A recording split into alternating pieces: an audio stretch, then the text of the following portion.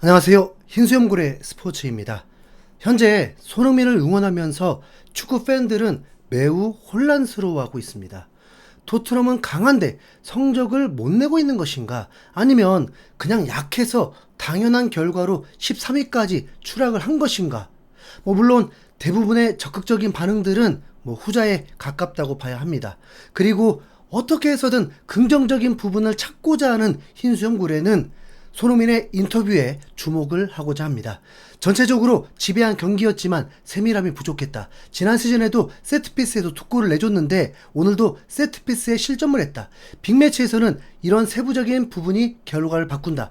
매우 절망스럽고 팬들도 그랬을 거란 걸 알고 있다. 우리는 100% 개선을 해야 한다. 선수들에게 책임이 있다. 마무리 단계에서 좋은 슛과 결정을 내려야 하기 때문이다. 효율적으로 마무리를 해야 한다. 시즌 초반 좋지 못하지만 결말은 모르는 거다. 우리는 바꿀 수 있다. 더 뭉쳐서 좋은 결과를 만들어야 한다. 아직 경기가 많이 남았기 때문에 갈 길이 멀다. 손흥민이 결코 포기하는 느낌은 전혀 없죠. 이 인터뷰를 보면서 불현듯 떠오른 생각이 있었습니다. 토트넘은 2019-2020 시즌 개막 후 11월 초까지 극심한 부진으로 강등권까지 처해 있다는 충격적인 성적을 거두고 있었습니다. 12경기에서 3승 5무 4패였습니다. 그리고 4경기에서는 1승 2무 1패였습니다. 12라운드에서 14위까지 추락을 하자 레비 회장은 충격적인 결정을 합니다. 전년도 챔피언스리그 준우승을 시킨 감독을 전격 해고해버리죠. 이때부터였습니다. 토트넘은 이후에 모든 시즌에서 시즌 초반 상승세였습니다. 놀랍지 않습니까? 무리뉴 감독 2년차에도 4경기 2승 1무 1패 그리고 10월까지 12라운드까지 1위를 달리고 있었는데 최종 7위 그 다음 산투 감독은 더 황당하게 개막 후 3연승을 달리게 만들고 4경기 3승 1패였습니다. 그러다 점점 추락하더니 콘테 감독이 중후반기에 팀을 살려놓았죠. 그리고 콘테 감독이 2년차에 아직은 더 선수들을 영입해야 한다고 엄살을 부렸지만 시즌 초반 무패를 달리고 13라운드까지 3위 28라운드까지도 4위를 유지했는데 최종 8위를 했습니다. 그리고 엔지 감독이 맡은 후에는 10라운드까지 8승 2무 무패 미친 성적을 거두었지만 최종 5위로 마쳤습니다. 자, 여러분 토트넘의 과거를 보십시오. 자, 냉정하게 보세요. 진짜 토트넘이 시즌 초반에 성적이 좋았을 때 단 한 번도 최종 좋은 성적을 거둔 적이 없습니다. 실제로 올 시즌 리그 경기는 9분의 1 치른 것입니다. 그렇다면 오히려 반대로 좀 생각해 볼 수 있지 않을까요? 손흥민을 응원하면서 처음 겪고 있는 상황, 매우 낯설지만 손흥민의 말대로 이게 끝은 아니라는 것입니다. 토트넘은 지금 강팀처럼 해보려고 하면서 실망을 주고 있는 상황이죠. 강팀이 강팀을 이겨줘야 뭔가 더 올라갈 수 있다는 희망이 생기는데 토트넘은 현재 약팀만 이길 줄 알고 강팀에겐 계속 패배를 겪고 있습니다. 그런데 중요한 건 지금 이제 4라운드에 있다는 것이고 강팀과의 경기에서 내용이 게임도 안 되게 밀리면서 하품 나오고 미치겠다는 2년 전과 같은 상황이 아니라 보는 재미를 주고 기대감을 주면서 세밀함이 떨어져서 실망감 4배를 주고 있는 것이죠. 그런데 스포츠라는 게 이럴 때 있고 저럴 때 있는 거잖아요. 일이 일비할 필요는 없는 상황입니다. 자, 우선 손흥민이 슈팅을 할 수 있는 전술 수정만 있으면 되는 거 그건 맞잖아요. 솔직히 손흥민이 슈팅이 없으니까 더 답답한 경기인 거니까요. 자, 과거를 보면요. 맨유가 2019-2020 시즌에 전반기를 8위를 하고 후반기에 2월 말까지 5위에서 7위를 하다가 최종 성적은 3위를 만들었고 그 다음 해에는 7라운드까지 14위까지 추락해 있으면서도 상승세를 타면서 리그 2위를 하기도 했습니다. 시즌 초반 좋지 않지만 팀이 살아나니까 결과도 내잖아요. 지금 토트넘이 약하다고 하는 전문가 분석은 어디도 없습니다.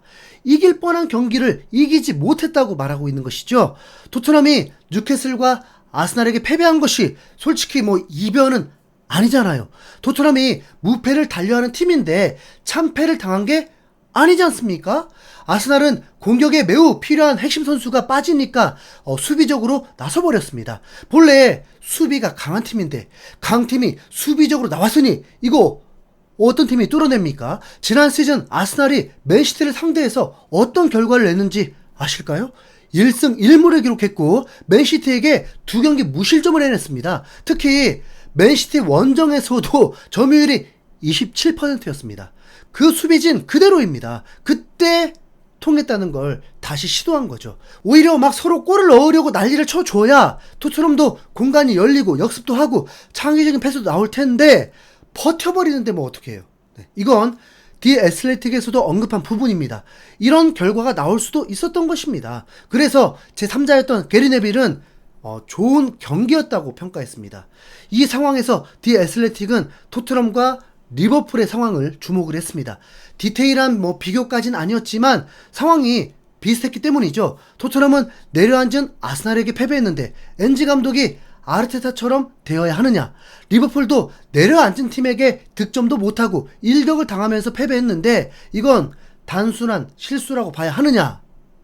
디 애슬레틱은 토트넘은 이번 시즌 초반에 점유율 1위를 기록하고 있지만 이게 꼭 긍정적인 지표는 아닐 수도 있다. 67.8%에 달하지만 3경기에서 승리할 수 있었던 경기를 놓치며 단 4점만을 기록 중이다. 후반에 들어서면서 그들은 단순한 무리한 슛을 날리는 것에 의존했을 뿐 창의적인 공격을 펼치지 못했다. 아스날은 이 경기를 완벽하게 통제했다. 결국 세트피스의 상황에서 아스날은 승리를 거뒀다. 이는 아스날 팬들에게 아르테타 감독의 유연성을 보여주는 사례로 그 위기에 잘 적응할 수 있다는 점을 강조한다. 반면 엔지는 전술을 바꾸지 않을 가능성이 크다.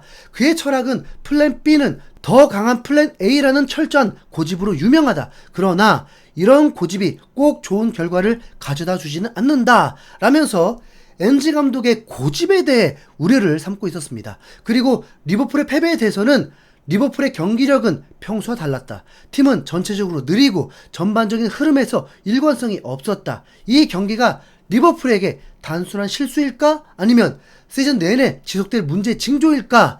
이 경기는 리버풀이 아직 새로운 감독인 슬롯의 체제를 완벽히 이해하지 못했음을 보여주며 시간이 필요한 것임을 시사한다. 라고 했습니다. 리버풀은 오히려 아스날보다 훨씬 약한 노팅엄에게 패배를 했는데 이 정도까지 난리도 아닙니다. 선수들이 평소와 달랐다고 하기도 하고 내려앉은 팀에게 더 빠른 패스들이 나와야 하는데 그러지 못한 것을 지적하죠. 리버풀 수준 낮다? 끝났다? 그러지 않습니다. 토트넘도 주요 공격진의 사정이 있었잖아요. 솔랑케 이제 2경기 출전, 그것도 부상 이후에 출전 검증도 안 됐다고 봐야 합니다. 그리고 손흥민, 클레스키가 A매치 기간 풀타임으로 힘들 수밖에 없었습니다. 토트넘이 체급이 대등한 채 아스톤빌라 원정에서 4대1 대승을 거뒀던 그거 솔직히 실력차 아니었습니다. 아스톤빌라가 주중 경기에 있으면서 체력 고갈로 느려 터져서 당했던 거죠. 이렇게 상황에 따라서 결과도 달라집니다. 엔지 감독이 해야 할 일은 어차피 전술 고집이 꺾이지 않을 거라면 선수 기용에 대해서는 유연성을 발휘해야 합니다. 클로셉, 존슨이 아닌 다른 선수를 선택했다면 진짜 이 악물어지네요. 네. 엔지 감독이 선수의 레벨을 높이 평가해서는 안 됩니다. 이미 본인이 우승했을 때 셀틱은 아예 배제를 해야 하고, 셀틱은 스코틀랜드의 맨시티였잖아요. 아마 J리그에서 중위권 팀을 2년차에 우승시켰던 거 그거 하나 경험하고 난 후에 지금 밀어붙이는 것 같은데, 분명 잊지 말아야 할 건 엔지 감독이 셀틱을 이끌고 챔피언스 리그에 나가서 제대로 살아남지도 못했다는 겁니다. 아니 그걸 모를 일은 없을 거 아니겠습니까? 다음 리그 경기 브렌트포드와의 경기에서 반등을 보여줘야죠. 그때면 손흥민도 좀 쉬고 출전하는 거니까. 그리고 엔지 감독 선수 변화 분명 있겠죠. 네. 손흥민 슈팅들 터지겠죠? 네. 솔직히 그렇습니다. 지금 우린 손흥민 때문에 이런 거잖아요. 손흥민의 우승이 없기 때문에 더 무리한 요구를 하고 있는 상황이고, 이것도 손흥민 응원하는 우리의 몫인 거겠죠. 네. 리그컵에서 코벤트리부터 우선 넘어서고 대진운 미치게 좋아서 진짜 그거라도 우승하자. 좀 이상 흰수염고래였습니다. 시청해주셔서 감사합니다.